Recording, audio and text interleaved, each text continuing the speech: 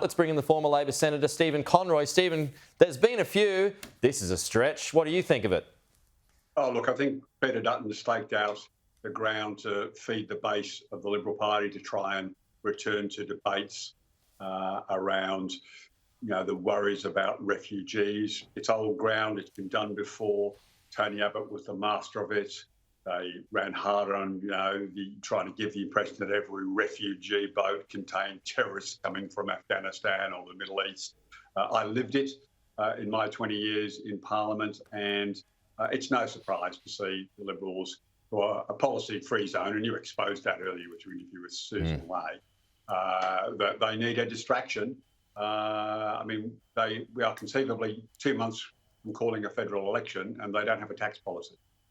So any distraction at the moment, nuclear, and now, visa debate, they're all distractions from the lack of substance at the core. So I think Jim's calling him out to get back onto the main issues, come and debate the economics, come and debate the state of the economy, and Peter Dutton will need eventually to come out from hiding behind these distractions he's using. Correct me if I'm wrong, but that voice to Parliament was pretty divisive, wasn't it not? The voice to Parliament was a debate in the broader community, and there was a referendum. Did at times it get a little over the top in terms of some of the rhetoric? Yes, but it was a constitutional referendum. It was very important to the country. It was decided decisively with the voice being rejected. But yes, some of the language by some of the key proponents, as well as the opponents, was unhelpful to a civil discourse in this country. And I think at the times people were, called out for it. But I feel like what Chalmers has done is called out Peter Dutton's distractions. Get back to talking about what you're going to do about the cost of living. Peter Dutton, come on. Stop. Well, cost of living, yeah.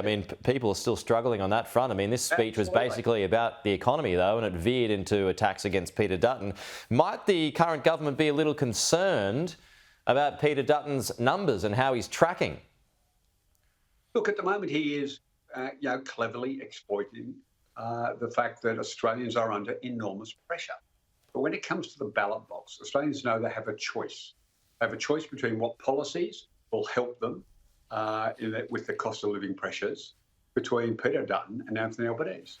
And the Albanese government has a raft of measures, from tax cuts to energy rebates, that are targeting specifically those needs. They've also, within the budgetary constraints, keeping the budget in balance, which takes pressure off inflation and therefore off interest rates. We've debated and discussed for a couple of years now the idiot performance of the Reserve Bank. And now you're seeing, the Fed in the US going, actually, it's time. It's time the world takes a chill pill and we start lowering interest rates. And Michelle Bullock and the economists at the Reserve Bank continue to try and argue that, that we're all having too many haircuts and driving up demand. So they put interest rates up to stop the number of haircuts. How do you feel about the plan? Speaking of haircuts, looks like you've had one, by the way. What do you make of this plan, though? It looks like, Susan Lee, Susan Lee wouldn't dive into this at all, but it looks like tax cuts for the highest earners are on the table. Well, look, if they want to spend if their signature policy, their single biggest policy commitment, $30 billion plus, is to give the top earners in this country, probably people like you and me, an income tax cut, will then come out and say it.